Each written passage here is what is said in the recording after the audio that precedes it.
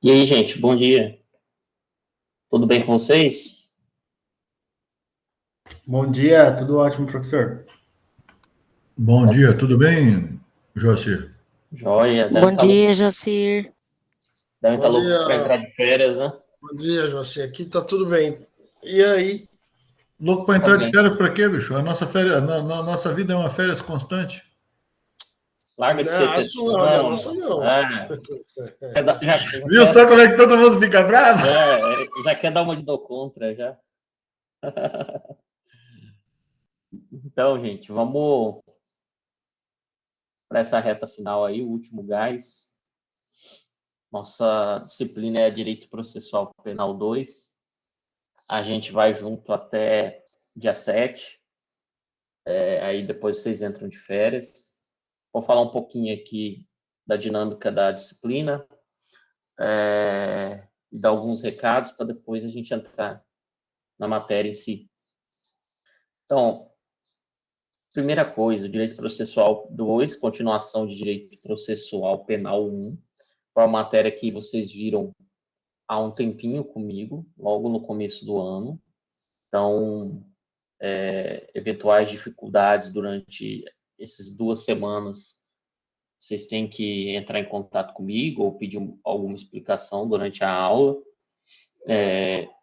No Direito Processual Penal 1, a gente viu temas como, só para refrescar a memória de vocês, inquérito policial, ação penal, vimos princípios do processo penal, e agora a gente avança para novos temas. Só lembrando, né, que direito processual penal é uma matéria irmã de direito penal, mas não se confunde com ela. Enquanto no direito penal a gente estuda os crimes lá, no direito processual penal a gente estuda o rito, né, como funciona o processo, como que é o trâmite processual.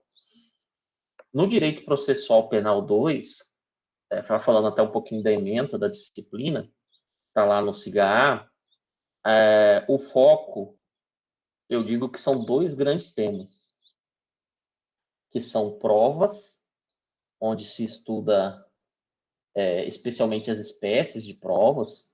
A gente vai estudar, por exemplo, prova testemunhal, interrogatório do réu, prova pericial, e prisões, onde se estuda prisão em flagrante, prisão preventiva, prisão temporária. Então, esses dois grandes temas são, assim, digamos, o que eu gostaria de vocês levassem, especialmente dessa disciplina. São esses dois grandes temas, tá? Provas e prisões, que são, assim, essenciais para a vida prática de vocês, para aquilo que eu sempre falo daquelas conversas, do noticiário que você vê, você compreender quando se fala lá em prisão em flagrante convertido em prisão preventiva, quando fala que o interrogatório do réu é o último ato, entender esse tipo de coisa, né? Aliado a esses dois temas, já fala assim, claramente para vocês que são temas assim, menos importantes, mas que estão na nossa mente, então a gente de alguma forma vai ter que passear por eles. Estão os sujeitos processuais, que é a aula de hoje, e questões de processos e incidentes, tá?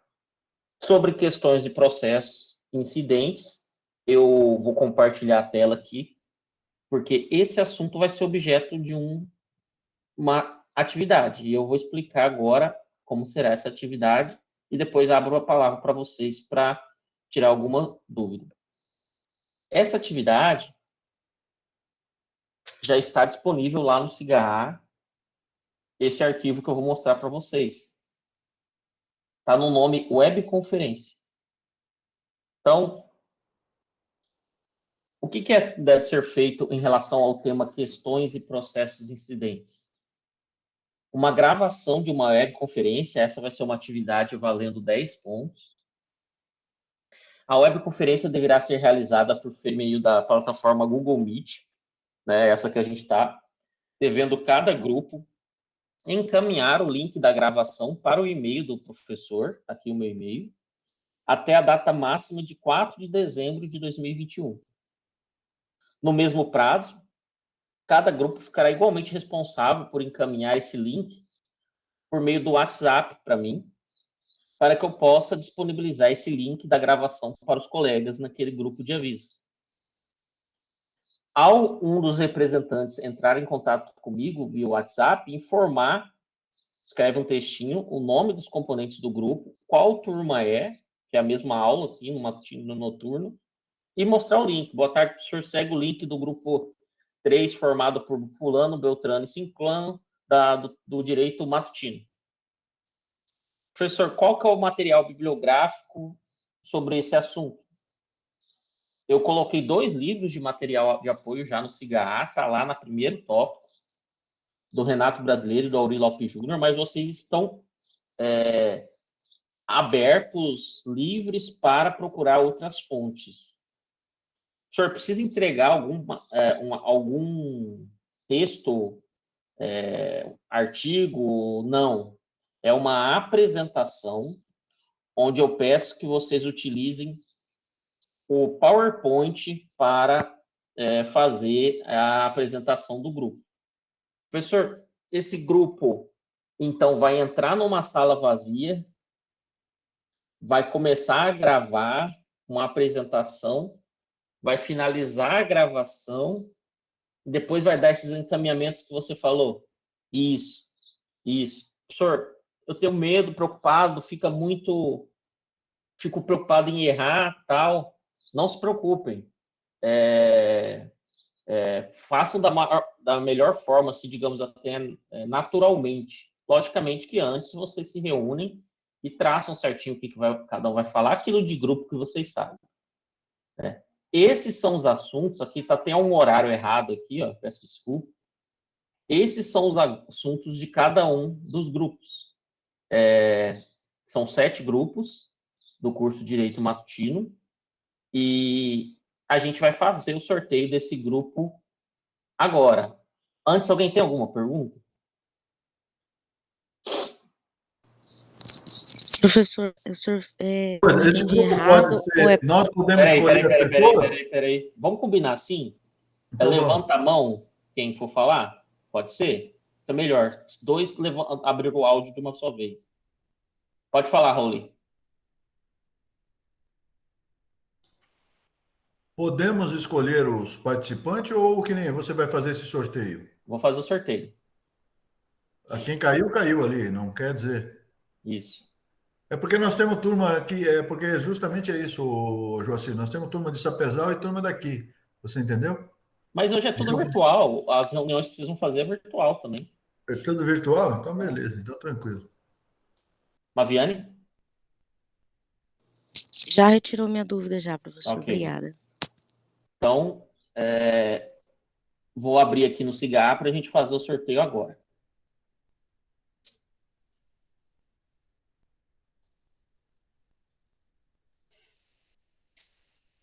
Gerenciar grupos.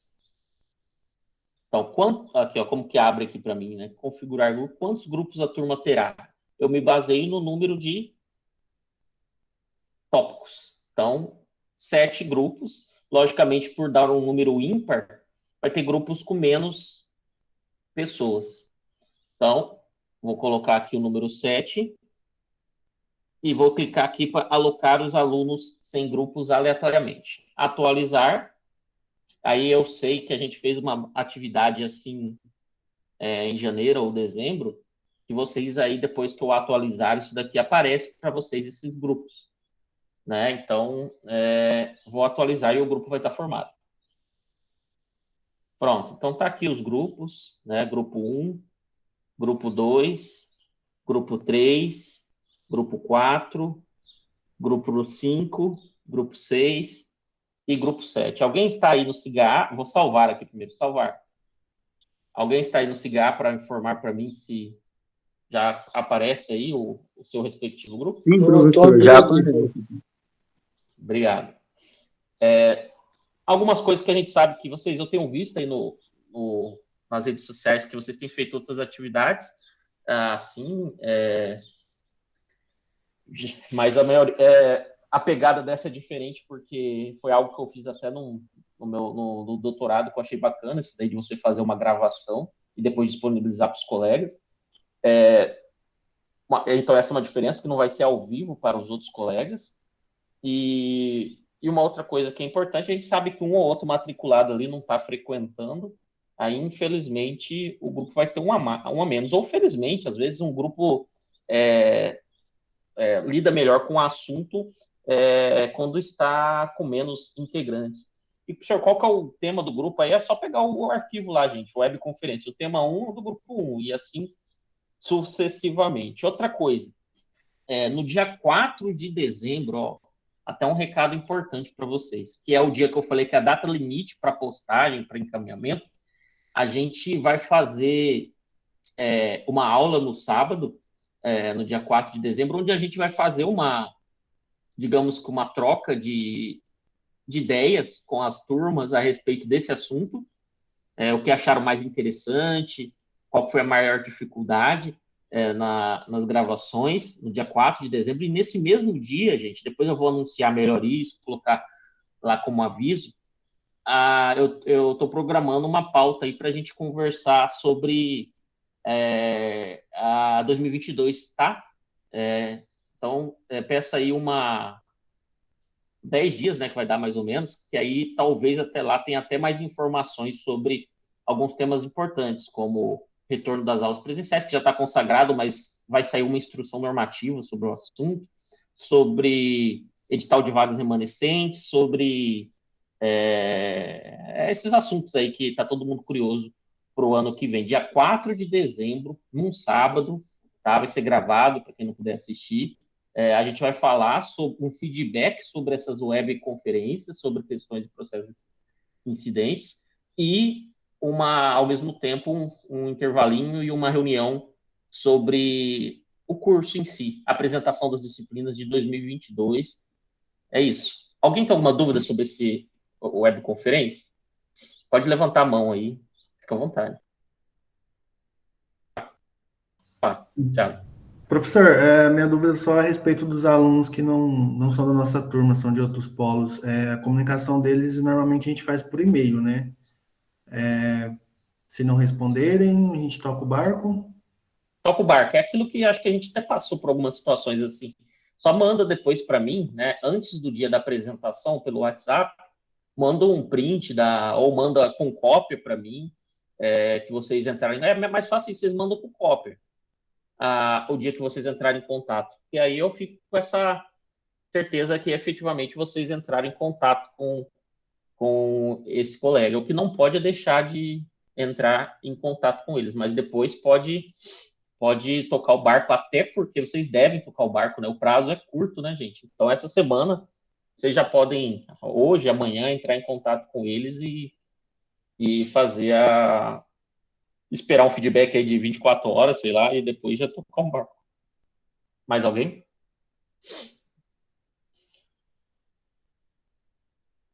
Outra coisa, quais serão? Então, essa atividade vale 10 pontos. Outra atividade vai ser envolvendo alguns textos que a gente vai trabalhar ao longo desses dias. Está envolvendo provas ilícitas, envolvendo delação premiada e colaboração premiada.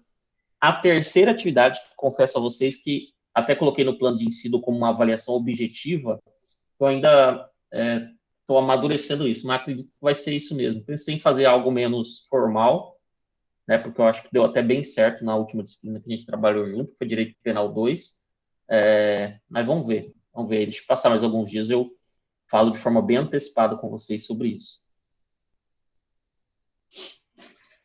Mais alguém tem alguma dúvida? Então, vocês entenderam, né, gente? Então, dia 4, eu passo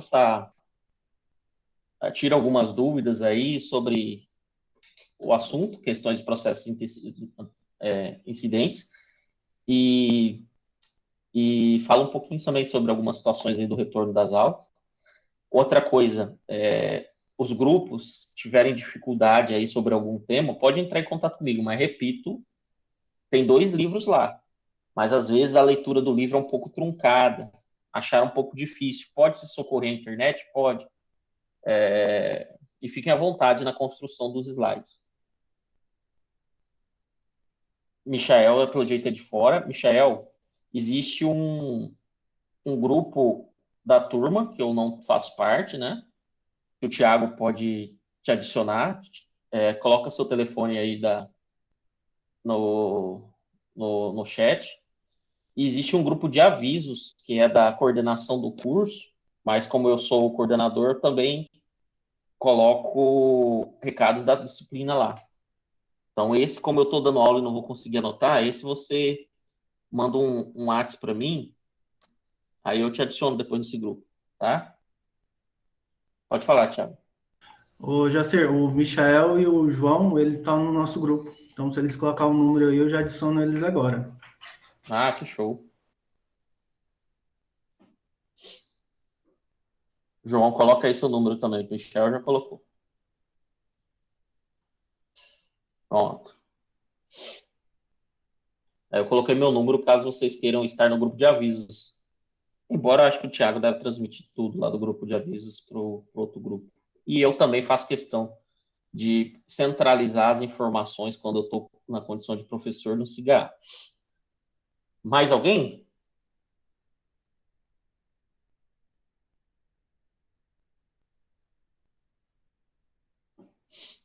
Então, gente, ó, na aula de hoje, a gente vai tratar de um tema, né, como eu falei, um tema bem tranquilo, que inclusive tem um material em PDF sobre ele no CIGA, que se chama Sujeitos Processuais.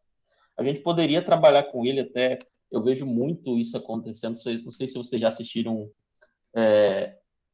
algo nesse sentido, por meio de uma palestra sobre profissões jurídicas.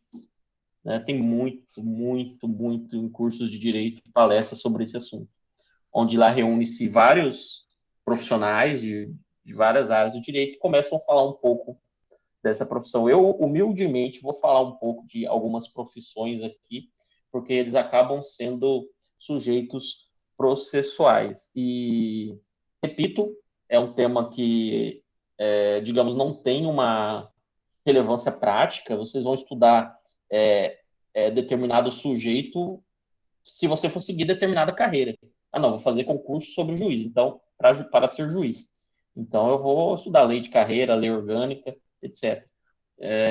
Mas aqui está na ementa, então vamos passar por esse assunto. Eu vou compartilhar a tela aqui para abrir esse PDF e nas próximas aulas eu volto para o PowerPoint. Então, quem tiver alguma dúvida, pode pedir a palavra. Aí aqui, quando eu estou falando, como vocês sabem, a tela fica cheia para mim. Então aí vocês podem abrir o microfone aí sem problemas para trazer alguma observação. Para facilitar, eu recomendo que vocês baixem o PDF aí no CIGA, Sujeitos Processuais. E antes de finalizar a aula, eu vou dizer qual é o tema da aula que vem. Vocês podem olhar lá no CIGA, já está recheado de material. Aí vocês, quem quiser, já dá uma lidinha antes de começarmos a aula amanhã. Então, estão aí, sujeitos processuais. Então, eu vou fazer alguns apontamentos, vou ler alguns artigos da Constituição e do CPP, não lerei todos, porque tenho que fazer esse filtro, porque senão a aula vai ficar muito maçante. Então, quando eu falo em sujeitos processuais, pessoal, são pessoas que, de alguma forma, interferem no desenvolvimento do processo, tá? Tem alguém querendo falar algo? Só o João agradecendo, beleza. Seja essa interferência de forma imprescindível, ou seja essa interferência de forma acidental, tá? Então, esses são sujeitos processuais. E a gente tem uma noção básica que a relação processual ela é uma relação triangular, né? Triangular no sentido de que participam dela três sujeitos principais. E como isso funciona no processo penal? Quem seriam esses sujeitos principais? O juiz, a acusação, aqui lembrando, aí eu falo aquilo para vocês de a gente refrescar um pouco a memória, que esta figura da acusação pode ser o Ministério Público, se a ação for pública, ou o querelante, a vítima, né, se a ação for privada, a ação penal. E quem compõe ainda a relação triangular é o acusado, né? Então, 3 sujeitos principais: juiz, acusação e acusado. Eles são sujeitos processuais principais, essenciais, indispensáveis para que um processo seja instaurado. Mas no caminhar do processo, gente, podem ter outras pessoas interessadas. Como quem, por exemplo? Eu destaco aqui nesse material o assistente da acusação. Quem é esse assistente da acusação? É até um pouco comum, deixa eu voltar aqui e falar para vocês, é até um pouco comum em crimes de homicídio, tribunal do júri, que a família da vítima contrate um advogado para atuar junto, concomitante ao Ministério Público, para querer, logicamente, a condenação do acusado. Ele se coloca, então, aquele advogado contratado como um assistente da acusação. Muito comum isso em crimes de grande relevância, assim, bastante impacto social, bastante comum a contratação dessa pessoa, o assistente da acusação, que não está entre os 3 principais, mas é um terceiro interessado. Qual outro terceiro interessado? Um terceiro que tem o interesse de ter um pedido de restituição de um bem apreendido deferido. O que seria isso, gente? Um grupo desses de questões, processos, incidentes vai falar sobre esse assunto.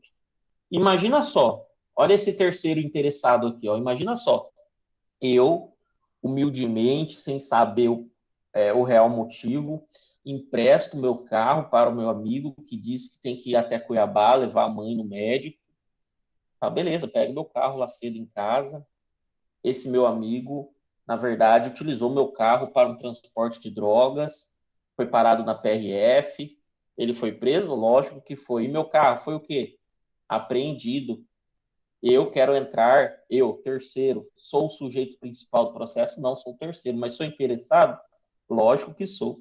Quero entrar com pedido de restituição da coisa apreendida. Demonstro lá, por meio de prints do WhatsApp, que meu colega, meu amigo, pediu e falou, mentiu, né? Falou que era para levar a mãe a Cuiabá. Então, eu não sou um terceiro que a gente chama de boa-fé. Então, não tendo nenhum envolvimento com aquele caso, provavelmente, né, mas não é isso que acaba acontecendo na prática, provavelmente vou ter o meu pedido deferido. Então, esse é o terceiro que busca a restituição de uma coisa apreendida. Olha que legal, então. Tem os 3 sujeitos principais, juiz, autor, acusação e acusado, mas tem esses terceiros, como um assistente da acusação e um terceiro que pede a restituição de coisa apreendida, que também é interessado naquela causa. Tranquilo até aí, né? Facinho demais. Existem também o que a doutrina chama de terceiros desinteressados, que não têm uma relação direta com o processo, não têm o direito de reclamar nada naquele processo, mas de alguma forma contribuem com ele. Quem que a gente pode dizer que é terceiro desinteressado? As testemunhas, os peritos e os auxiliares da justiça. Até vou falar desses auxiliares da justiça no último tópico da aula. Nossa, mas as testemunhas não têm interesse no processo? Em tese, não deveria, né? Tanto é que, se alguém aqui já foi testemunha num processo, vai lembrar que quando o juiz começou a ouvir ela, o juiz perguntou algo nesse sentido: você está torcendo para alguém? Você tem interesse nessa causa? A pessoa já vai, logicamente, lá instruída pelo advogado, já diz: não, não tenho interesse. Vim só para dizer a verdade, né? Então, isso é bem comum nos corredores do fórum, nas salas de audiência. Beleza? Tranquilo até aí? Fácil, né? Então tá. Não, professor, se toda matéria fosse fácil, sim. Mas vamos lá. Vamos falar um pouquinho agora de algumas figuras específicas. Vamos começar pelo juiz, né? O juiz é aquele sujeito, né, processual que aplica o direito ao caso concreto. né? Ele é responsável por ter o poder jurisdicional, decidir, aplicar o direito, né? A Constituição Federal fala sobre a figura do juiz, dos tribunais, lá no artigo 93 e seguintes, e fala que o ingresso na carreira de magistratura ocorrerá no momento inicial na figura de juiz substituto. Então, vocês podem ver aí, vocês que já estão estagiando, fulano é juiz substituto, é porque ele ainda está no começo da carreira, né? Depois de um tempo, em razão de promoções, ele vai se tornar o que a gente chama de juiz titular, tá? Então, não tem concurso para juiz titular, a pessoa começa como juiz substituto. E o ingresso na carreira é por meio de um concurso, de provas e títulos, né? E exige-se, né, atividade jurídica para ingresso na carreira. Muito comum, inclusive, quem está estudando para essa carreira de juiz, ficar um tempo, ficar só estudando e ter algum colega advogado para ele poder assinar as peças em conjunto para efetivamente ele se concentrar só nos estudos. Eu faço até uma menção aqui mais para frente, mas é interessante observar que aplicar o direito ao caso concreto, o juiz, a gente não pode filtrar só na figura do juiz que atua aqui em primeira instância, em Comodoro, em Campos de Julho, em Pontes Lacerda, em Cáceres, não. Quem aplica o direito ao caso concreto também? O ministro do STF. Aqui a gente tem que considerar ele como esta figura que a gente está estudando, né? E aqui a gente leva a consideração tanto para ministro do STF como membros do TJ, que podem ser sujeitos ali que aplicam o direito ao caso concreto, que não ingressaram inicialmente por meio de um concurso público para juiz. O que eu quero dizer? Existe nas leis orgânicas dos tribunais, existe na Constituição Federal previsões que estabelecem que a figura de ministro de STF, de membro desembargador do TJMT, por exemplo, deve ser também contemplada por sujeitos que atuam antes como advogado, como membros do Ministério Público. Por isso que aí a gente vê, e algumas pessoas, logicamente, criticam isso, né? Não, fulano foi indicado pelo presidente como ministro da STF, mas ele era juiz antes? Não. Antes ele era advogado, antes ele era AGU. E no TJMT, como que funciona isso? Existe uma votação entre os pares, por exemplo, da OAB, existe uma votação entre os pares do Ministério Público para indicar uma pessoa para ocupar esse cargo, essa cadeira junto do TJMT. Então, é importante eu dizer isso para vocês. Vocês acham que já tinham ouvido falar disso, mas percebam que, então, para atuar aplicando o direito ao caso concreto, não necessariamente eu fiz um concurso público para juiz. A gente pode citar vários exemplos, como Dias Toffoli, como Cássio Nunes, que era do TRF1, mas tornou-se desembargador federal por meio de indicação da OAB, lá do Nordeste, e vários outros ministros do STF, membros do TJMT também. Alguém tem alguma curiosidade ou dúvida sobre isso?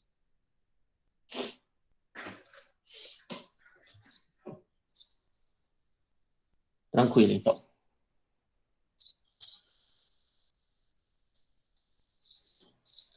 Como que, aqui uma outra observação que eu faço sobre a figura do juiz, a movimentação dele, como que se dá? Ele é promovido, né? Fulano de tal foi promovido, saiu da comarca, por exemplo, de uma comarca que eu sei que é de primeira entrância, que eles falam, é a comarca de Conisa, né? Uma comarca que é de trânsito especial é a de Cáceres. Então, o juiz faz essas movimentações de promoção. Remoção, né? A remoção já tem vários motivos que podem ser decorrentes da remoção, e a gente vai falar daqui a pouco que a remoção do juiz só ocorre por meio de interesse público, e permuta, né? Que é, a verdade, uma troca, né? E é levado para condições de promoção e remoção alguns critérios, como a antiguidade e o merecimento. No CPP, no artigo 251 e seguintes, que é tratado da figura do juiz. Tá? Então, vou até deixar ele aqui. Então, aqui no CPP, a gente tem um espaço sobre esses sujeitos processuais, no título 8. E lá no artigo 251 fala que o juiz é responsável pela regularidade do processo, manter o processo em curso e, se for o caso, até requisitar força pública, tá? Esse é o que diz o artigo 251. E no nosso material aqui, a gente traz alguns poderes e deveres do juiz, tá? Quais são esses poderes? É a doutrina que traz alguns poderes do juiz. Poderes instrutórios, disciplinares e decisórios. O que seriam poderes instrutórios? Tem esses sinônimos aqui. Ele tem poder instrutório de determinar a realização de determinadas diligências, ouvir testemunhas que não foram listadas pelas partes, é o que a gente chama de testemunhas referidas, que a gente vai estudar esse semestre. É só importante a gente tomar o cuidado, e eu lembro de ter falado isso muito para vocês no processo penal 1, e vou falar muito aqui também, que o juiz não pode ter uma atuação de protagonismo, né?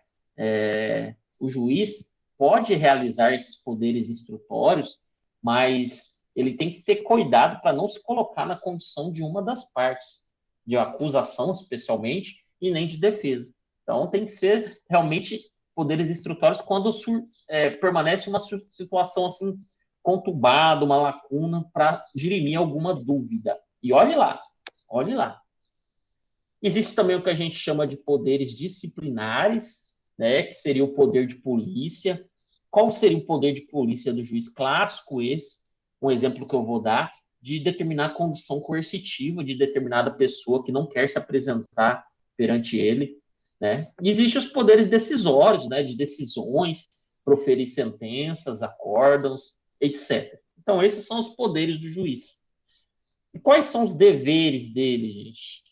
Em contrapartida, ele tem que dever de prezar pela celeridade do processo, né, de dar uma rápida prestação jurisdicional. Sonho, né? O processo ser rápido. Ele tem que ser um sujeito imparcial e tratar as pessoas com urbanidade, com respeito. Esses são alguns deveres que a doutrina traz a respeito da figura do juiz. A doutrina também apresenta algumas garantias da magistratura. Passei no concurso para juiz, ingressei na carreira. Quais garantias eu tenho? Essas são boas, hein? O meu cargo é vitalício, vitaliciedade. Nossa, então é uma expressão forte, exatamente. Você ingressou no cargo de magistrado, de juiz, o seu cargo é vitalício, e você alcança isso ainda durante em primeiro grau, ou seja, não precisa ir para o Tribunal de Justiça para ter um cargo vitalício, após 2 anos de estágio probatório. Então, 2 anos depois, você adquire a chamada vitalicidade, que vai muito além da estabilidade, digamos assim. Servidor público, sem ser o juiz, tem essa condição de estabilidade, sou estável. Não, o magistrado tem uma questão envolvendo a vitalicidade. Jocir, o que se implica na prática ter um cargo vitalício? Significa, e eu até pulo aqui para mostrar isso para vocês, que ele só perde o cargo em razão de uma sentença judicial transitada em julgado. Qual seria um exemplo, então, que levaria a uma perda de um cargo de um juiz numa sentença judicial transitada em julgado? Um cenário envolvendo provas concretas, e isso, infelizmente, já aconteceu no nosso estado, de um juiz que estava vendendo sentenças, né? Vendendo sentenças, uma expressão informal, quer dizer que ele foi cooptado por uma organização criminosa e, em razão de pagamentos que eram feitos a eles, ele expedia alvarás de solturas, absolvia absolvia alguns sujeitos que tinham provas concretas para condenação. Aí sim, mas logicamente que na prática a gente vê algumas ilicitudes do juiz sendo levada à aposentadoria compulsória e não à perda do cargo. Só antes de ver aqui que alguém quer falar, só fazer a seguinte observação. Só um minutinho. Advogados, defensores públicos e membros do MP que ingressaram nos tribunais pelo 5º Constitucional, no exemplo que eu disse agora há pouco, eles não se sujeitam a esse estágio probatório de 2 anos, então quando eles ingressam no momento da posse deles, eles já têm um cargo vitalício. Então, vamos pensar num que Dias Toffoli, lá em 2010, por aí, quando Lula indicou ele. Ele era advogado AGU, se eu não me engano. Então, ele estava em uma outra carreira. Foi indicado e tomou posse. Ali, no momento da posse, ele já se tornou vitalício em razão de ser indicado pelo 5º Constitucional. Quem quer falar? O Rauli, né? Pode falar. Não, você já acrescentou no final, porque a maioria dos juízes que vêm de sentença, eles obrigados a se aposentar, né? É isso Certo? mesmo, cara. Por vitalício, que nem ele é obrigado, né? Que nem ele não tem nem direito a julgamento, não tem nada, que nem já vai para aposentadoria, vai ficar lá vitalícia recebendo pro resto da vida, salário integral, sem. Pô, é uma boa, né? Que nem o cara já ganhou dinheiro vendendo sentença, aí continua já com mais e pronto, que nem. Ele não vai responder. Responde alguma coisa, Joacir, ou não? Cara, depende muito do caso concreto, porque a gente pode pensar nele respondendo um processo administrativo disciplinar também, onde nesse PAD pode acontecer a devolução de valores. Mas a perda do cargo, como você bem falou, numa aposentadoria compulsória não acontece. Esse é um vespeiro que a gente vê que as pessoas dificilmente tocam, né? Endeusam juízes e dificilmente tocam nesse vespeiro, dificilmente falam sobre auxílio moradia que juízes e outros cargos recebem, totalmente desnecessário em razão do valor da remuneração deles. Preferem dizer assim, não, eles estudaram para isso, tá achando ruim, estuda também, né? Mas faz parte da cultura brasileira. Deixa eu ver o que o Thiago colocou aqui. Teve um que perdeu o cargo por ser coach e vender cursos na internet. E tá até vindo para outra carreira do delegado de polícia. Tem um outro aí, lá de São Paulo, que simulou algumas situações lá de apreensão de prisão para divulgar ele na internet. Tem cada artista, né, gente? Complicado. Uma outra garantia do juiz, a inamovibilidade. Então, o que significa isso? Ele só pode ser removido por interesse público. O que significa dizer que ele só pode ser removido por interesse público? Em uma decisão fundamentada do tribunal, deve ser destacado por que aquele magistrado tem que ser removido para outra comarca. É diversamente do que acontece para os servidores em geral, que podem ser removidos por oportunidade e conveniência da administração pública. Então, há uma diferença entre uma necessidade pública e uma oportunidade e conveniência. Isso torna o que a gente chama de inamovibilidade. Vou até abrir aqui o artigo 95 da Constituição, só para vocês verem aonde a gente está atrapalhando aqui. Então, aqui então está até essa questão, inamovível, salvo por interesse público, nos termos do artigo 93, inciso 8º da Constituição. Então, nessa hipótese de interesse público em razão de necessidade pública, ele pode ser, sim, removível. A vitaliciedade, que a gente já falou, e agora a irredutibilidade de subsídio. Então, para melhorar ainda mais, é proibido que o salário pago mensalmente ao magistrado seja reduzido, é o que está, inclusive, aqui na Constituição Federal. E o que é interessante também sobre esse assunto é que o magistrado tem a remuneração dele, e quando a gente fala em remuneração, a gente fala em sentido amplo, porque tem todos os benefícios que vêm em conjunto ao valor fixo mensal. Tá? Vou avançar mais um pouquinho, porque tem bastante coisa ainda para a gente falar desse sujeito e de outros. O que é proibido ao magistrado? Aqui tem algumas situações legais. 95, parágrafo único da Constituição. O que é proibido ao juiz? Exercer, ainda que em indisponibilidade, outro cargo ou função. Então, ele só pode ser juiz, exceto magistério. Então, por isso que vocês tiveram um juiz dando aula para vocês, e isso é bem comum, né, o juiz exercer o cargo da docência, e isso é autorizado como exceção. Receber a qualquer título ou pretexto custas ou participação em processo. Lógico, já pensou aquelas custas que você recolhe lá no fórum ser direcionadas ao juiz? Que aquele caso foi bastante complexo? Não existe isso. Dedicar-se à atividade político-partidária, aí, Por isso que teve gente que teve que deixar a carreira para realizar o sonho de ingressar na carreira política, não é verdade? E tem mais gente acompanhando o barco.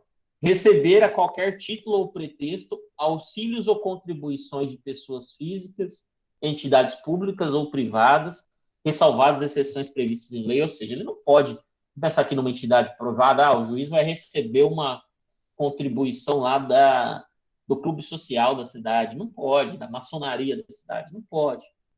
E ele também não pode exercer a advocacia no juízo ou tribunal do qual se afastou, antes de decorridos 3 anos do afastamento do cargo por aposentadoria ou por exoneração. Olha que legal isso.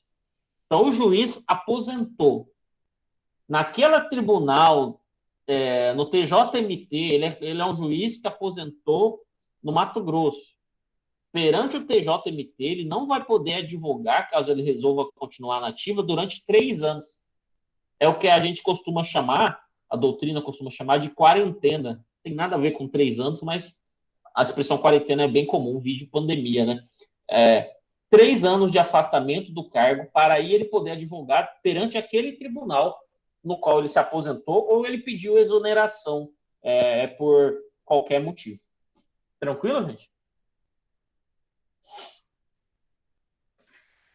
Ainda falando da figura do juiz, existe um princípio que a gente chama de princípio da identidade física, que está lá no artigo 399, parágrafo 2º, que afirma que o juiz que preside o processo, colhendo as provas, deve ser responsável por julgar o feito. Ele vincula-se à causa, vincula-se à sentença.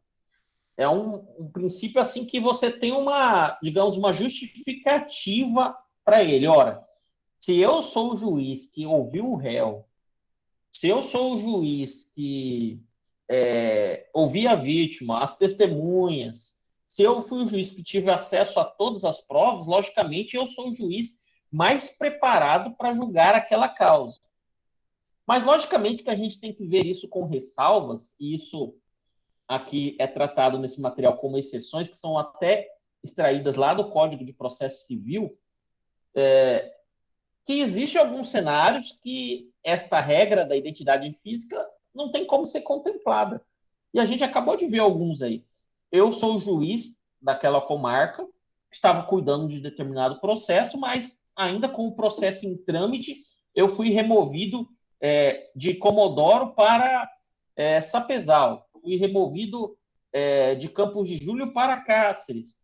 Ora, eu vou levar os processos de Campos de Júlio tudo para Cáceres? Não é assim. Né? Então, uma exceção é em razão das movimentações do juiz, em razão do juiz ter sido promovido, aposentado. E aí, levo a vocês a seguinte reflexão. E quando começarem as disciplinas de prática, no semestre que vem, e a gente vai falar um pouquinho mais sobre isso na reunião, a gente retirar, quando a gente pensa em fórum, retirar a figura daquele sujeito em si. Tanto é que os endereçamentos das minhas petições, eu não coloco mais excelentíssimo juiz. Eu coloco ao juízo, pensar na figura do juízo, não do juiz em si, para não confundir com a figura do próprio sujeito que ali está, porque aquele lugar que ele está ocupando, o outro pode ocupar em breve. Então, é totalmente descabível eu querer, por exemplo, alegar uma nulidade e exigir, não, o juiz foi embora para Pontes e Lacerda. Não, ele que estava cuidando do caso, ele que tem que julgar o meu caso. Não, isso é totalmente incabível, porque essa identidade física, na verdade, é bastante prevista ressalvas, que são essas aqui, ó, licença, aposentadoria, promoção, remoção. Então, para que serve esse princípio? Para, de fato, o juiz que começou e ainda está lá naquela comarca, seja ele o responsável, até por uma questão de prevenção que a gente estudou lá no processo penal 1, de ele ter atraído para si a competência naquele caso. Ainda sobre a figura do juiz, vamos falar um pouco sobre causas de impedimento e causas de suspensão. Lá no artigo 252 e 253 do CPP. Então, vamos lá. Entende-se que o juiz exerce, na prática, a jurisdição, que é o poder soberano do Estado de dizer o direito ao caso concreto. Óbvio. A gente sabe, então, que é o juiz que aplica o direito ao caso concreto.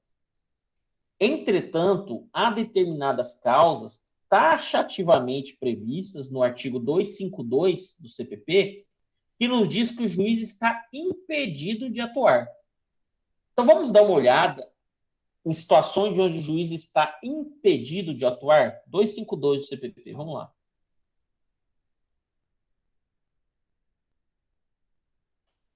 Aqui, gente, ó. O juiz não poderá exercer jurisdição no processo em que, olha só que legal isso daqui, ó, tiver funcionado seu cônjuge ou parente consanguíneo ou afim em linha reta ou colateral até o terceiro grau, inclusive como defensor ou advogado, órgão do Ministério Público, autoridade policial, auxiliar de justiça ou perito. Opa, a advogada de uma das partes é minha esposa, então não vou poder atuar, estou impedido de atuar. Ele próprio houver desempenhado qualquer dessas funções ou servido como testemunha. Pô, como assim, Jocir? Gente, tem processo aí que dura 10, 15 anos. Nesse tempo eu era advogado, processo e virei juiz. Não posso atuar naquele processo, estou impedido. Tiver funcionado como juiz de outra instância, pronunciando-se de fato ou de direito sobre a questão. Se de alguma forma eu, em outra comarca, atuei naquele caso, eu não vou poder atuar novamente. Como, por exemplo, eu fui o juiz responsável pela oitiva de uma testemunha mediante expedição de uma carta precatória. Depois fui removido para aquele local. Tem um impedimento aqui para minha atuação. Ele próprio ou seu cônjuge, parente, consanguíneo ou afim lateral ou colateral até o terceiro grau. Sempre me perco nesse povo aqui. Vocês vão aprender muito isso no semestre que vem em direito das famílias. Inclusive se for parte ou diretamente interessado no feito. O que significa dizer? Eu tenho interesse naquele caso. Minha esposa tem interesse naquele caso. Né? Meus pais têm interesse na resolução daquele caso. Então, eu estou impedido de atuar naquele feito. São causas impeditivas. E o interessante dessas causas impeditivas é que elas são objetivas. Ou seja, não se discute ali algum aspecto subjetivo. Ah, mas depende. Não, é minha esposa que é advogada. Então, pronto, não posso atuar, estou impedido. Há um vínculo do juiz naquele caso. Então, presume-se de forma objetiva que se eu atuar, eu estarei sendo parcial. E o dever é que eu seja imparcial. Né? Então, eu não posso atuar naquele caso, e se eu atuar, o processo é nulo, uma nulidade absoluta. Avançando aqui, o artigo 253 diz que nos juízes coletivos, ou seja, em tribunais onde tem as turmas, as câmaras, não podem servir no mesmo processo os juízes que forem parentes entre si. Aqui fala dos consanguíneos, linha reta ou colateral, ou seja, turma de câmara criminal lá do TJMT, onde são 3 desembargadores julgando o caso. Não pode estar lá eu e meu irmão junto na mesma turma. Estamos impedidos de atuar na mesma turma em juízes coletivos. E quais são as causas de suspeição? Vale dizer, gente, que esse assunto também é trabalhado lá em processo civil, tá? Aqui também temos assuntos em comuns com o processo civil. Então, nós vimos no 252 as causas de impedimento e no 254 do CPP, em um rol não taxativo, que significa? São exemplos. Podem ter situações ali não previstas. Apresenta-se o que a gente chama de causas de suspeição. Suspeição. Onde o juiz tem determinado vínculo com o processo, mas é uma presunção relativa. O que significa isso, gente? O que significa isso? É uma presunção relativa. Olha, depende muito daquele caso. Especialmente quando a gente fala em presunção relativa, significa dizer que as partes, caso o juiz não invoque que ele é suspeito, as partes poderão invocar essa suspeição. Pai, excelência, o senhor é suspeito nesse caso. Então, pode ter uma discussão a respeito de uma parcialidade ou uma imparcialidade. Pode ser simplesmente uma situação onde a parte invocou e, ao final, ficou demonstrado que o juiz não era suspeito e ele permanece naquele caso. Então, a suspeição tem um impacto menor, mas tudo depende do que for construído e provado a respeito do que foi alegado. Para ficar mais claro, vamos ver quais são as hipóteses aqui da suspeição que, de fato, em meu ver, maculam o processo. O juiz far-se-á por suspeito, se não o fizer, poderá ser recusado pelas partes quando? Se for amigo íntimo ou inimigo capital de qualquer deles. Percebam como é uma coisa mais subjetiva? Por quê? Por que é uma coisa mais subjetiva? Uma das partes alega, não, senhor, excelência, é amigo íntimo do acusado. Mas peraí, como assim amigo íntimo? Prova isso para mim. Não sou. Conheço ele, estou na mesma... jogo futebol com ele, mas não sou amigo íntimo. Vê como é uma questão mais subjetiva, né? Como que isso pode provar? Não, tem no Instagram do senhor aí as fotos dos dois juntos. Então é uma questão mais subjetiva ser amigo íntimo ou inimigo capital, que é a expressão utilizada pelo CPP. Outra coisa, vamos ver. Ser ele cônjuge ascendente ou descendente estiver respondendo a processo por fato análogo sobre cujo caráter criminoso haja controvérsia. Olha que interessante como é subjetivo isso. Eu sou juiz, estou julgando aquele caso, mas existe um outro processo onde eu estou respondendo criminalmente sobre um caso análogo ao que eu estou julgando. Poxa, então isso vai interferir no meu julgamento. Imagina a situação, eu estou conseguindo atuar ainda, porque não fui afastado do meu cargo, estou respondendo por uma... aconteceu isso recentemente, até lá em 4 de março, não sei se vocês viram a notícia, por uma possível disparo de arma de fogo contra uma pessoa, porque estava junto com a minha ex-mulher. Aconteceu algo assim lá em 4 de março, não sei se vocês viram, com o juiz lá de Pontes Lacerda. Poxa vida, então se chegar até mim um processo envolvendo uma Maria da Penha, em razão da pessoa estar... ter ficado incomodada porque o sujeito viu a ex-mulher dele com outro, eu não vou poder julgar. As partes podem alegar que eu sou suspeito, porque eu tive a minha vivência num caso parecido. Então, olha o que o CPP preocupou, olha que interessante isso daí. Então, é algo interessante também de ser observado. Se ele, seu cônjuge ou parente, até o 3º grau, sustentar demanda ou responder a processo que tenha de ser julgado por qualquer das partes. Puxa vida, uma das partes julga algum tipo de processo. Como assim, Joacir? Uma das partes é juiz? Pode ser. Eu atuo perante o TJMT, eu sou desembargador. Isso daqui não vale só para juiz perante de primeira instância. O TJMT, o desembargador, julga juízes. Né? O juiz tem foro por prerrogativa de função. Mas eu tenho, como desembargador, um processo lá na vara desse juiz, uma ação de consumidor. Não vou poder, eu sou suspeito para julgar aquele determinado caso. Se tiver aconselhado qualquer das partes, nossa, é muito subjetivo isso. O que é um conselho, né?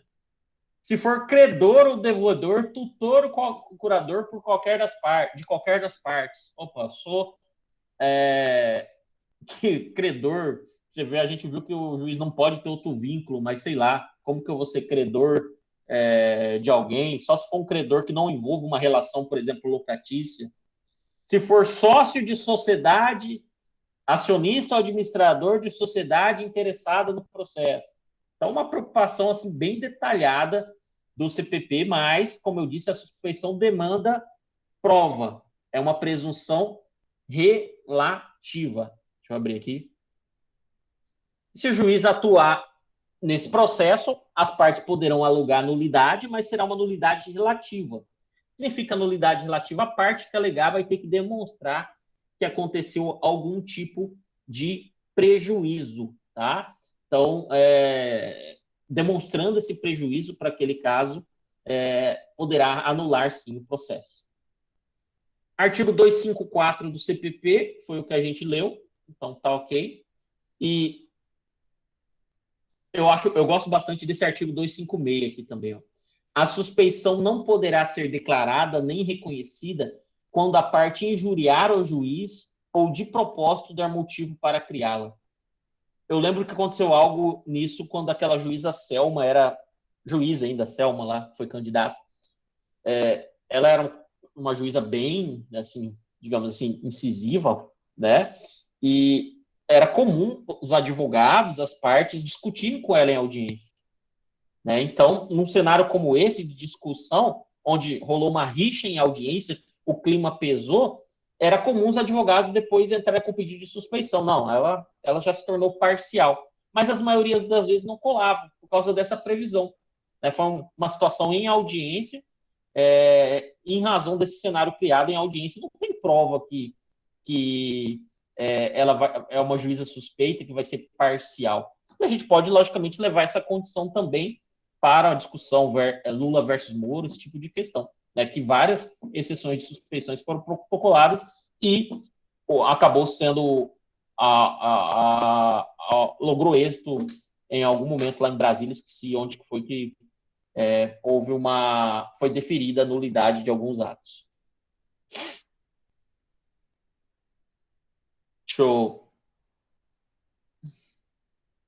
Ótimo, já falamos bastante do juiz, hein? Vamos falar agora do Ministério Público. Antes, alguém tem alguma pergunta?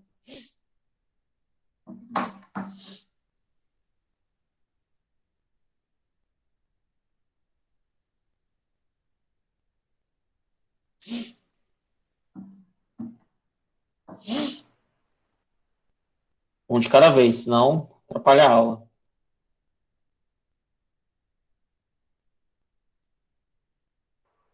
Não, isso ali ficou bem esclarecido, Joacir. Isso aí. Tá, então a gente vai passar agora a falar e a atividade de escrivão conta como atividade jurídica? Não. O que conta como atividade jurídica é se você for escrivão na condição de analista judiciário, né? Aí você está numa função de confiança de escrivão. Mas, por exemplo, você é técnico ou você é aquele gestor que é nomeado? Não. Você tem que estar no cargo de analista judiciário. Isso é o que eu me lembro. Tem alguma outra circunstância envolvendo isso, mas a resposta que eu lembro é essa, de fato. Então, vamos lá. As outras carreiras eu falo um pouco mais discretamente e tenho conversado com o Sr. Luiz Emílio, que é coordenador lá de Comodoro, para a gente, de fato, fazer uma semana jurídica aí, quando voltarmos, algo integrado entre os dois cursos, que são tão próximos a título de distância. E eu acho legal pensar numa palestra sobre isso. É porque eu estou falando aqui sobre a carreira de juiz, como você falou, como eu falei logo no começo, mas eu não sou juiz, eu não sou promotor. Então, é legal escutar quem está na carreira, quem sabe seja uma boa palestra. Na verdade, vocês formarem-se nessa palestra é algo, assim, até um pecado, porque é bem comum uma palestra sobre profissões jurídicas ao longo do curso, para incentivar até vocês a respeito de qual carreira seguir. Então, o Ministério Público, gente. O Ministério Público atua junto aos órgãos do Poder Judiciário, sem, contudo, confundir-se com ele. Significa isso que o MP não é órgão do Poder Judiciário. A Constituição traz um conceito importante sobre o Ministério Público, lá no artigo 127. Olha o que diz. O Ministério Público é instituição permanente, essencial à função jurisdicional do Estado, incumbindo-lhe a defesa da ordem jurídica, do regime democrático e dos interesses sociais e individuais indisponíveis. Tá? Então, é um conceito importante sobre a instituição Ministério Público. Gente, o que é importante que vocês saibam? O Ministério Público, quando a gente fala em MP, né, ele envolve, de um lado, o Ministério Público da União. No Ministério Público da União está compreendido o Ministério Público Federal, que é o MPF, que está a Procuradoria da República, o Ministério Público do Trabalho, o Ministério Público Militar e o Ministério Público do Distrito Federal e Territórios. Entre esses que compõem esse MPU, o mais famoso é o MPF, né, que julga as causas, que está à frente no polo acusatório das causas federais, né, Procuradoria da República. E de outro lado, e aqui a gente vê em todas as comarcas e em quase todas as cidades, o Ministério Público dos Estados, né, onde atuam os promotores de Justiça, MP, MT, aqui no nosso estado.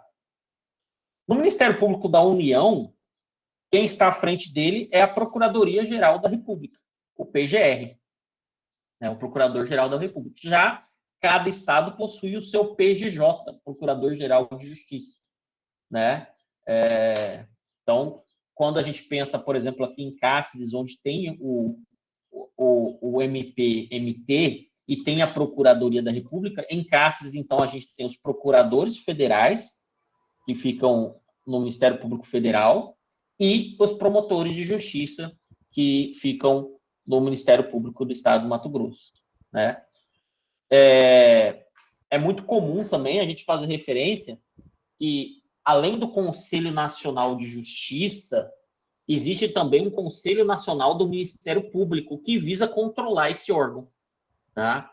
Então, é uma instituição criada constitucionalmente para o controle do Ministério Público. Tem 3 princípios básicos que norteiam o Ministério Público, gente. Unidade.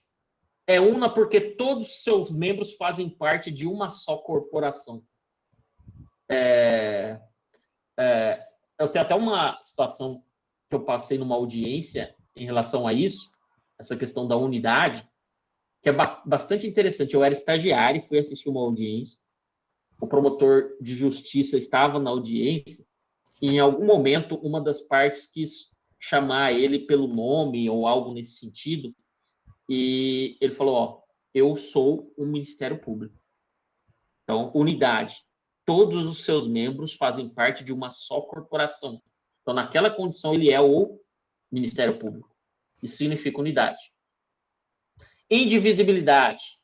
Indivisível, pois podem ser substituídos nos processos em que atuam, né, sem que tenha nenhuma nulidade, uma alteração significativa. Então, você está numa audiência com um promotor relacionado a um processo, naquele mesmo processo, na próxima audiência, está outro promotor. Porque até tem a ver com o item A. Na atuação deles, eles são o Ministério Público. A gente acha que tem alguém com o microfone aberto aí, ó. Desculpa, professor. Foi sem querer.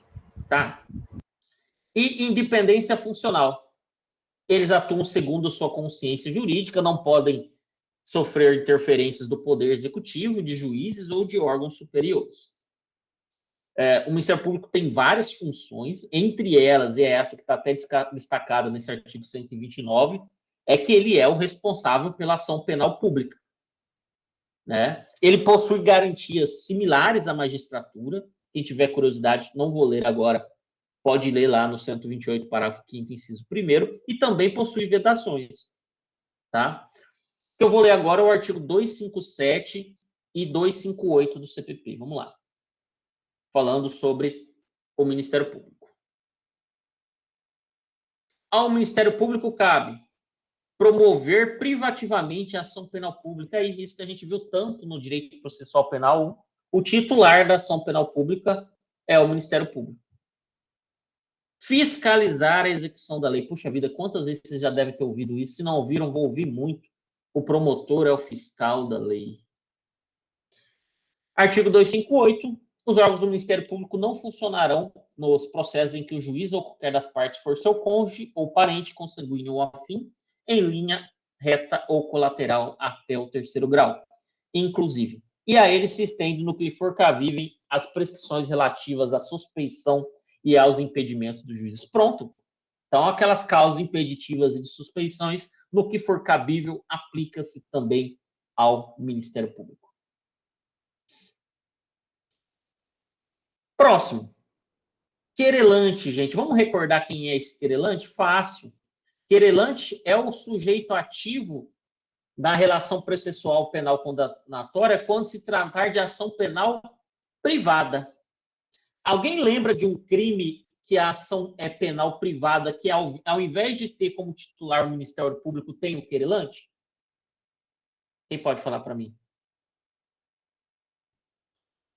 Vocês lembram, existem os crimes de ação penal pública, que são a maioria, em que o titular é o Ministério Público, e existem os crimes de ação penal privada, que são a minoria, em que o titular que ingressa com a queixa-crime é a vítima por meio de um advogado, que aqui a gente chama de querelante. Qual crime A gente pode estar como exemplo. Calúnia. Obrigado. Pode ser um deles. Valeu, Leandro. Os crimes contra a honra, no modo geral. Crime de calúnia. Muito obrigado. Então, é uma situação excepcional, né? Quando a lei expressamente prevê que naquele caso só se procede mediante queixa. E também tem uma hipótese, surgiu querelante. Isso daí, ó, Jacir, vou ter que recordar o material de processo penal 1, lógico que vocês vão ter em algum momento nessa caminhada, vocês vão ter que recordar processo penal 1, direito civil 1, direito penal 1, isso daí é necessário, porque vocês não são uma máquina. Lá em processo penal 1, eu falei dessa situação de desídia, que é a questão da ação penal privada subsidiária da pública, quando o MP perde o prazo para propor a ação penal. Outro sujeito processual, e aqui a gente ainda está entre os sujeitos processuais principais, o acusado. Né? O acusado é aquele contra quem se imputa a prática de determinado delito. Né? Na relação processual, a gente pode dizer que ele é o sujeito passivo. Por quê? Porque é contra ele que é oferecida uma denúncia e uma queixa-crime. Né? Oferecer denúncia em face de fulano de tal. Mas por isso que eu falo aqui que é engraçado, que se a gente pensa a título de direito penal, lá ele é o polo ativo, porque ele é o autor do crime. Ele é o autor do fato. Mas num processo, é contra ele que é oferecida uma denúncia, ele é o denunciado, ele é o querelado. É interessante esse ponto de vista entre direito material, que é o direito penal, e direito processual. Algo que eu lembro também de ter comentado com vocês, e aqui é só uma observação, não vou aprofundar sobre isso, é que o acusado, em regra, é pessoa física, mas também pode ser pessoa jurídica quando se fala em crimes ambientais. Olha que legal, os alunos costumam gostar bastante disso aqui, ó. Algumas nomenclaturas para enriquecer nosso vocabulário sobre o acusado. Quando ainda estamos em investigação policial, especialmente durante as investigações preliminares, o correto é a gente chamar ele de suspeito. Após a instauração do inquérito, investigado. Se ele for indiciado, após o indiciamento, indiciado. Foi oferecida a denúncia. Ainda o juiz não recebeu a denúncia. Ele é denunciado ou imputado. Juiz recebeu a denúncia, já está ocorrendo o processo. Aqui a gente pode chamar de réu. Acusado, eu acho até que é uma expressão mais geral. Então, réu é durante o processo. Se for uma ação penal privada, querelado. Já foi condenado, está cumprindo a pena. Executado. Na lei dos juizados especiais, todo o tempo a lei utiliza só uma expressão, autor do fato. Tá? Então, são algumas nomenclaturas interessantes em razão da figura do acusado. Esgotei todos aqui de forma nenhuma. Tem várias outras aqui, mas, por exemplo, foi sentenciado, mas ainda cabe recurso. Sentenciado.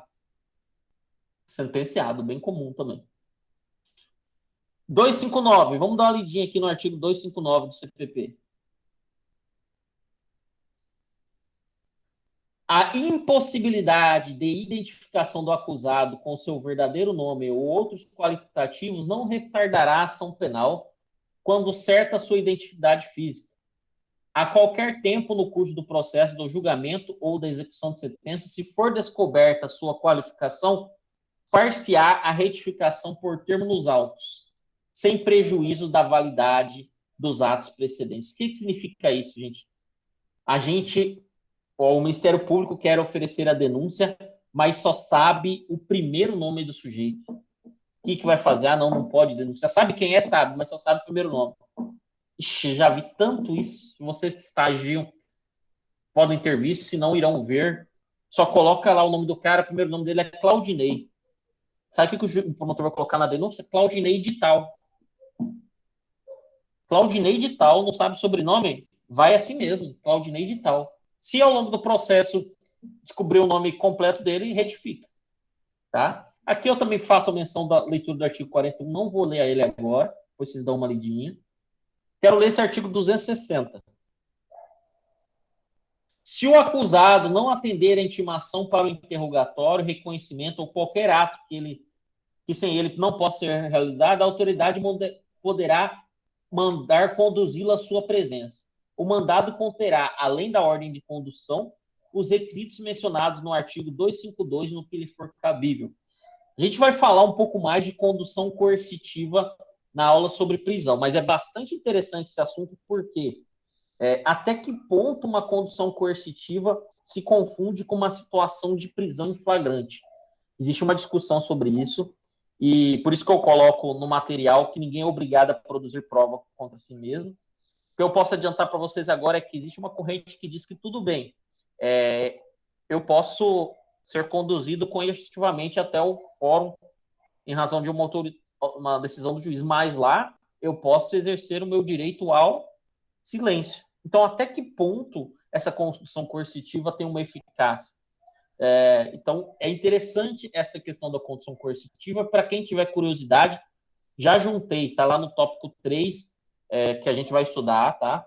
Mas eu já juntei uma notícia a respeito desse assunto sobre uma inconstitucionalidade da condução coercitiva.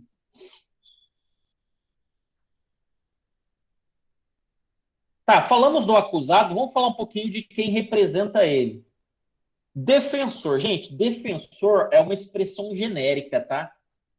A figura de defensor pode ser o advogado, pode ser o defensor público, pode ser o defensor dativo. Então, quando eu utilizo só a expressão defensor, é aquele profissional que está representando um acusado no processo criminal. Tá? Levando em consideração somente o nome defensor, vamos ler 2 artigos, o 261 e o 265. Vamos lá. Nenhum acusado, ainda que ausente ou foragido, será processado ou julgado sem defensor. Ou seja, a presença de alguém representando aquele sujeito no processo criminal é indispensável. 265. O defensor não poderá abandonar o processo senão por motivo imperioso, comunicado previamente o juiz sob pena de multa de 10 a 100 mil salários mínimos, sem prejuízo das demais sanções cabíveis. Nossa, eu já vi alguns casos de advogados que abandonaram o processo e o juiz notificou a OAB e ainda aplicou multa, nesse caso que eu vi, de 10 mil reais para o advogado. Então, professor, mas quero abandonar, o que eu faço? Você tem que notificar primeiro o juiz, né? Tem que informar o advogado, o seu cliente e ocorrer a renúncia, né? Renunciar ao processo como devidamente deve ser feito. Às vezes aconteceu algum problema relativo a honorários, então tem que ser justificado, não simplesmente abandonar. Agora, falando especificamente da figura do advogado, né? É um profissional habilitado, né? Com registro em ordem para representar seus clientes, né? Eu quero ler aqui para vocês o artigo 133 da Constituição, que fala da figura do advogado, e o artigo 266. Faço aqui menção ao Estatuto da OAB, do artigo 1º ao 5º, onde tem os direitos e deveres do advogado, mas não é o momento de ser estudado isso. Isso é estudado numa disciplina lá do 19º semestre, que estuda especificamente esse assunto, que é o Estatuto da OAB, porque, inclusive, para a prova de exame de ordem, uma matéria que cai é o Estatuto da OAB. Tá? Então, aqui eu vou ler com vocês o artigo 133 da Constituição e o 266. Vamos lá. Começar pelo 266. A constituição de defensor independerá de instrumento de mandato. Por que aqui é o advogado? Porque estou falando de mandato, de procuração.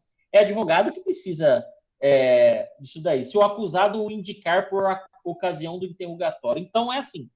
Eu assumi a causa para aquele sujeito nas vésperas do interrogatório dele. Se na sala de audiência ele dizer, não, esse é meu advogado, estou constituindo isso, e isso for registrado em ata, eu não vou precisar mais juntar procuração. Olha que legal isso. Então, eu fui constituído em audiência para representar aquele sujeito. Independe de procuração, independe de mandato. E na Constituição 133, diz que o advogado é indispensável à administração da justiça, sendo inviolável por seus atos e manifestações no exercício da profissão nos limites da lei.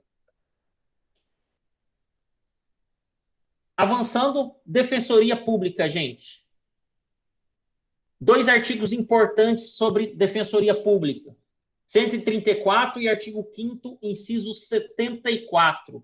Esse inciso 74, não vou ler, ele nos diz que sobre a assistência judiciária gratuita para pessoa pobre, né? Então, a Defensoria Pública é indispensável para a situação de hipossuficiência do réu. Vamos ler aqui o artigo 134 da Constituição.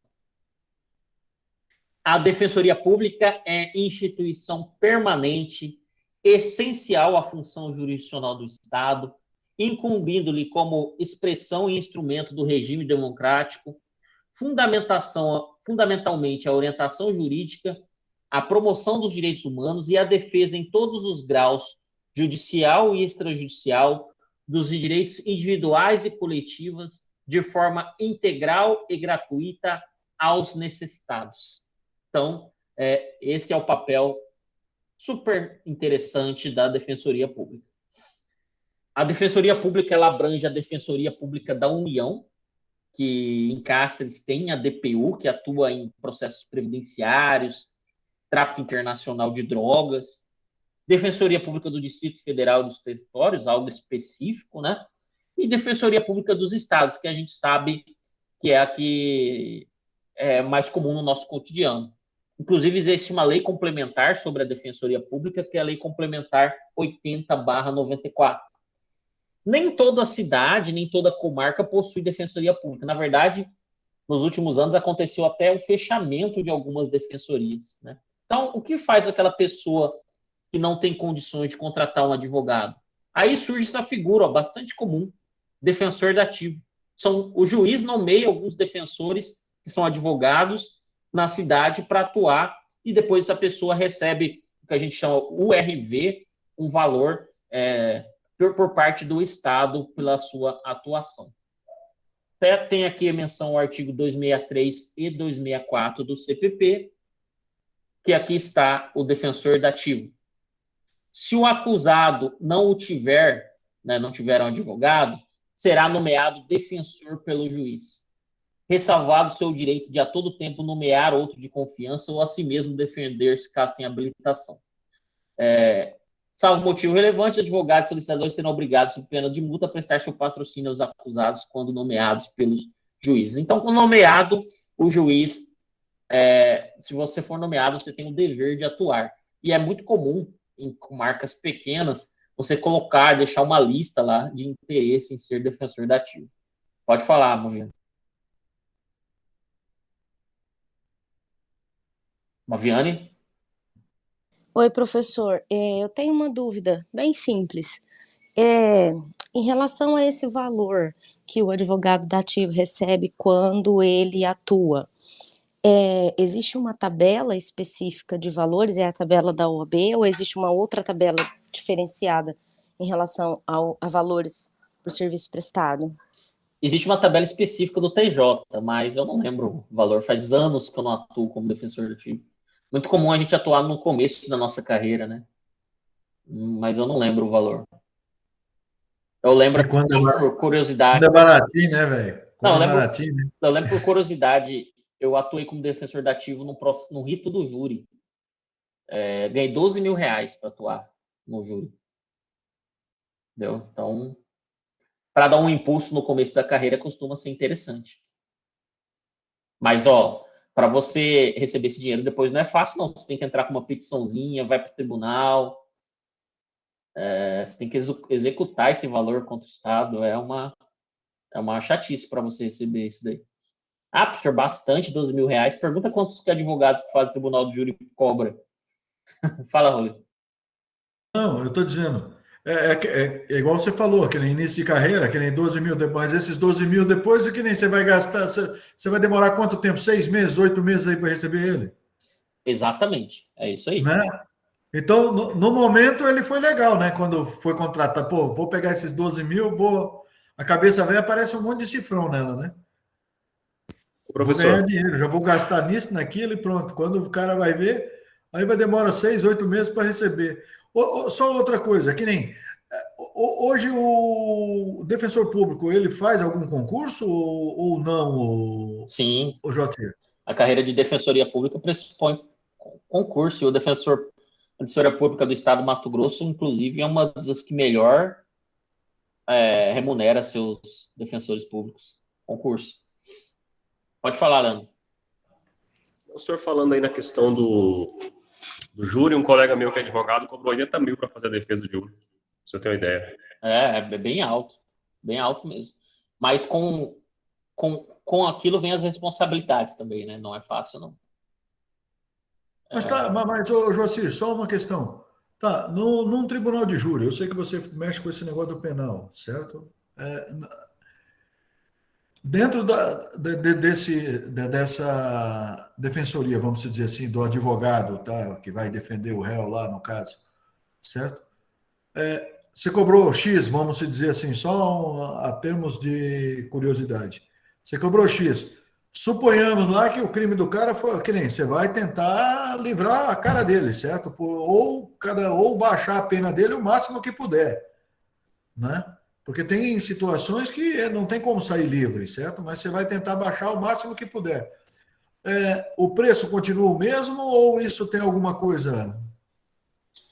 O valor dos honorários? É assim, a gente costuma estabelecer o valor dos honorários com base na complexidade da causa, né? Costuma-se fazer algum tipo de prêmio, por exemplo, para soltura ou absolvição, como se fosse um plus. Você não pode ficar amarrado com o êxito para receber dinheiro no criminal. Por exemplo, o Leandro falou, cobrou 90 mil. Independente do resultado que for alcançado. Mas vai deixar claro, aí vai deixar claro não, né? Deve deixar claro, com honestidade, qual o caminho a ser traçado e quais as chances que tem. Se não chances em porcentagem, se é tão batido, é demonstrar, eles têm contra nós isso, isso e isso, e o que eu posso conseguir é, quem sabe, uma absolvição, mas mais provável uma redução de pena e um regime semiaberto, que vai fazer com que ele vá para casa.